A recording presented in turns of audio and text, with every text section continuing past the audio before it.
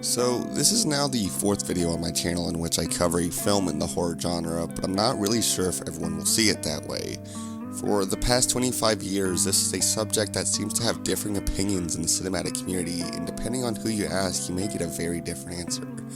I mean, at its core, it seems simple enough, like this is a horror movie, right? But what if I told you that I think the Scream franchise is actually one of the smartest and well thought out comedies out there?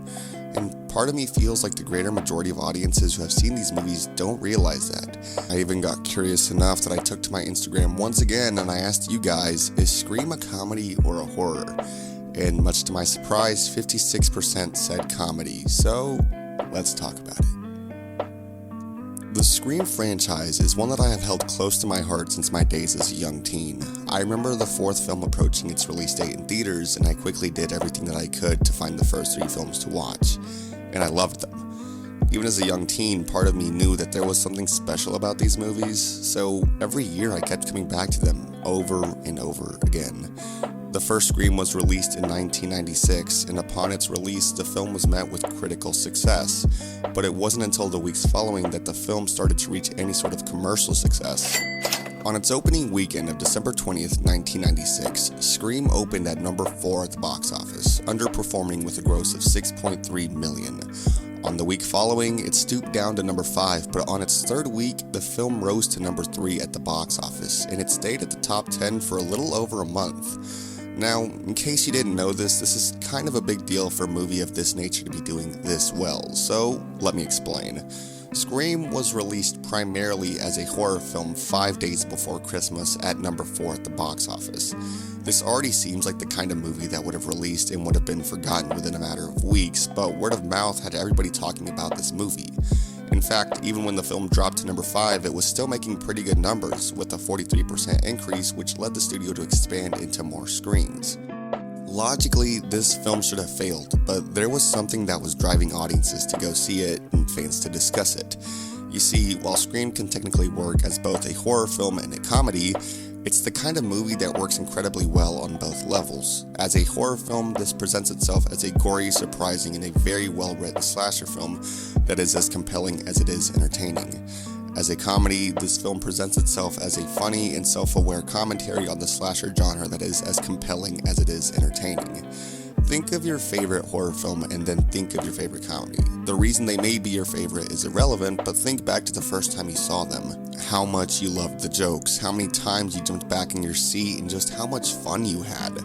Scream presents itself as a horror film seen through the lens of a comedy, giving us lines of dialogue that point out all the bad writing tropes of the slasher genre and then proceeding to give us exactly that in the following scene. But that's not enough to make this movie work. Any movie can be self-aware.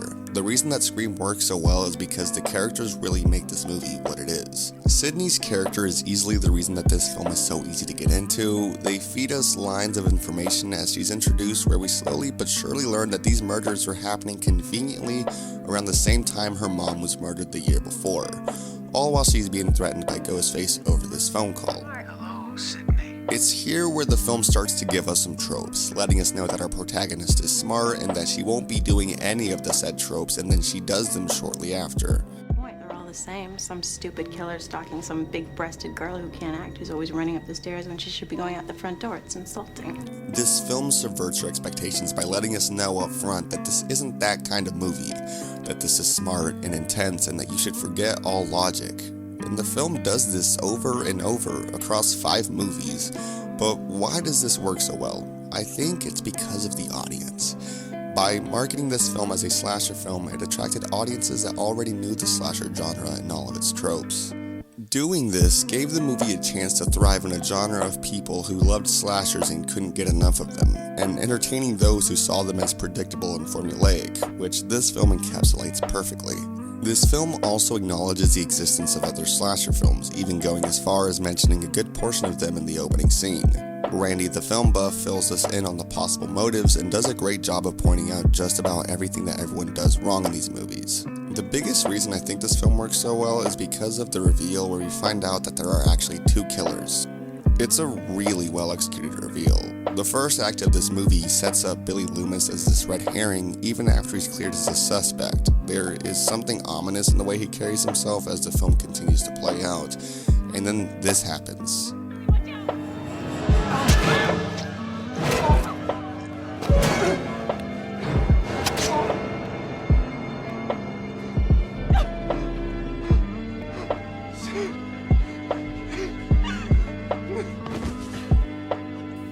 He literally gets stabbed in front of Sydney, so now he's basically cleared as a suspect in the eyes of the audience.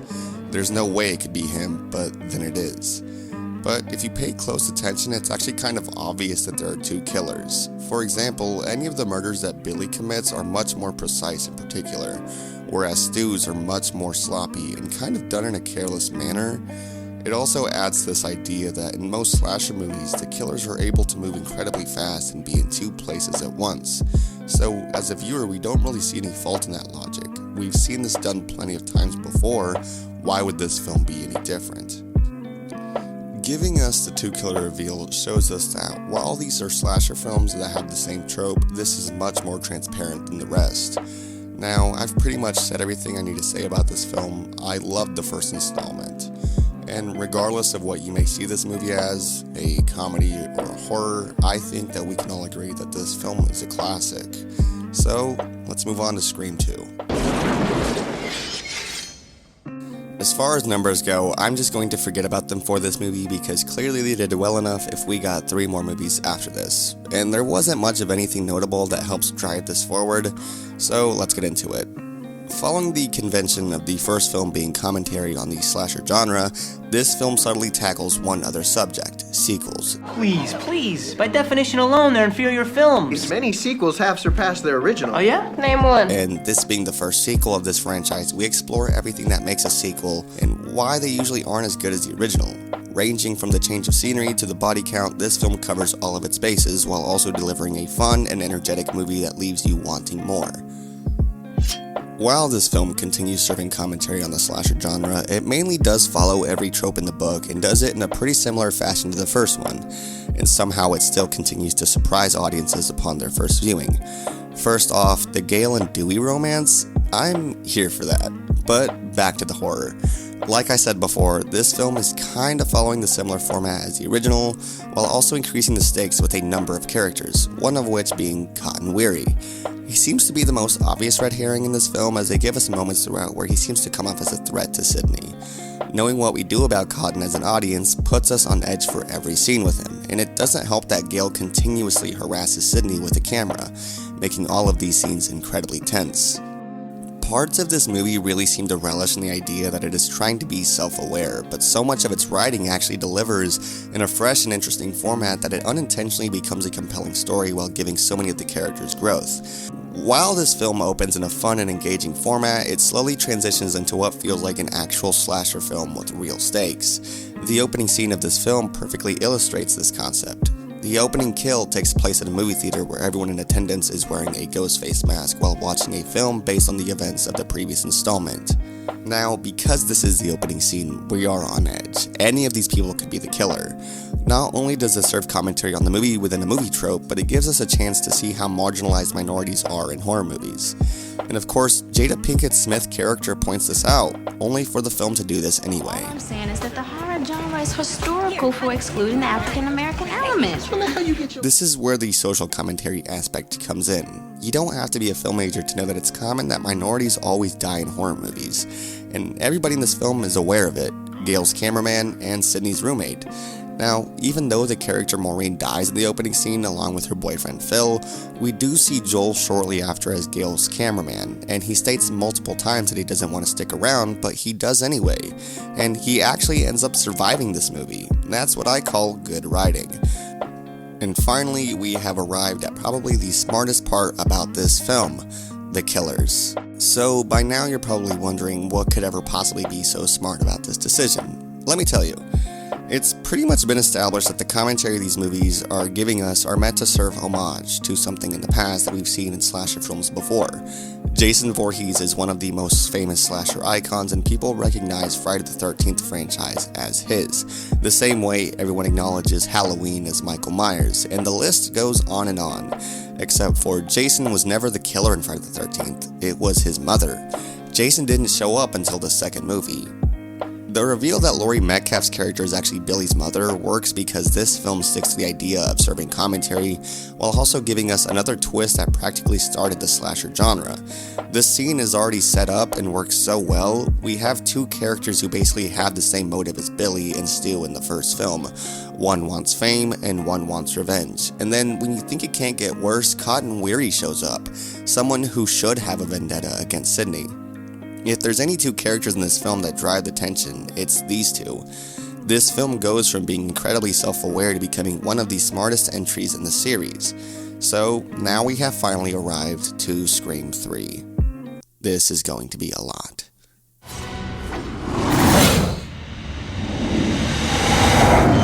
I don't think it will surprise anyone when I say that this is my least favorite installment in the franchise. While it does have some fun moments and a few good laughs, this movie is a mess and a half. And in case you're wondering, we are going to dive really deep for this one.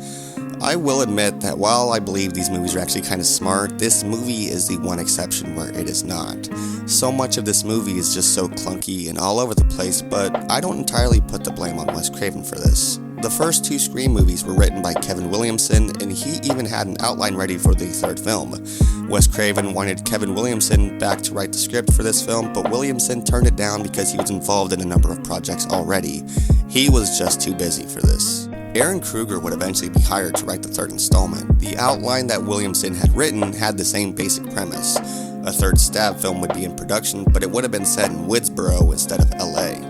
Bodies start piling up, and we basically have a recipe for a successful third movie. And even though the basic plot of this film is pretty much the same, the biggest change that was made was the killer. In Williamson's outline, the killer would have revealed Stu Macher from the first film. Being recently out of prison and surviving the TV that fell on him in the first film, he would have come back for revenge. It's actually kind of insane to me that this didn't work out, considering that Matthew Lillard was cast to be in the film, even being paid for the role. And if you think this is already a mess, it gets worse. My biggest issue with this film overall is that so much of what makes these movies what they are the driving force of Sidney's character. Having a good protagonist is hard to come by, and Sidney is probably the best part of these movies. Neve Campbell had signed a contract basically saying that she would return for a third movie if needed, but being involved in a TV show that she was in and another movie that was also being filmed at the same time as this, so the studio had to work around her schedule. She did what she could with the time that she had and ultimately only worked on the film for only 3 weeks. It is the reason so much of this film was rewritten to incorporate some of the newer characters who were introduced. After the initial script by Kruger was finished, there was a number of rewrites that continued happening while the film was being shot. One of the rewrites included something that was this ridiculous subplot that has the ghost of Sidney's mother haunting her. I don't even really want to talk about this because it overshadows so much of the movie and is incredibly pointless. Basically, anything that could have gone wrong for this movie did, and the studio could have waited for Williamson to be available at some point, or even Neve Campbell, honestly. This film missing two of the biggest components that make these movies great is not a good sign, but somehow this story continues to get worse. Scream has commentary on the slasher genre, but with that comes the very real and very present argument that violence in media can make people violent, and people are still talking about that today. In April of 1999, Columbine happened, and people began looking to the media claiming that movies were too violent and that they were causing these attacks. Eventually, the studio asked Craven to do a number of drastic changes, like changing the tone to focus more on jokes. I don't understand why I have to start the scene in the shower. The whole shower thing's been done. Vertigo, hello? They also asked that none of the murders be too violent or gory, and the biggest one being that no teenagers would be involved in the murders in any way. Maybe it's just me, but it probably would have been smarter for them to have just waited a couple years to do this movie. Finally, this film would not be what it is without the weakest link across all 5 movies, the killer. If you've seen this film, it's made it quite clear that Roman is the only killer, but that wasn't always the case. Angelina, played by Emily Mortimer, was intended to be the second killer in this film. The original plan was that she would have been a former classmate of Sydney's, along with being Roman's lover. Unfortunately, the decision to have only one killer was one that was made a little later in the filming process, and if you pay attention, it's kinda obvious that there was meant to be two killers. Her character is missing in most of the scenes involving any of the killings, and Ghostface is able to be in multiple places at once, even catching up to some characters at an abnormal speed.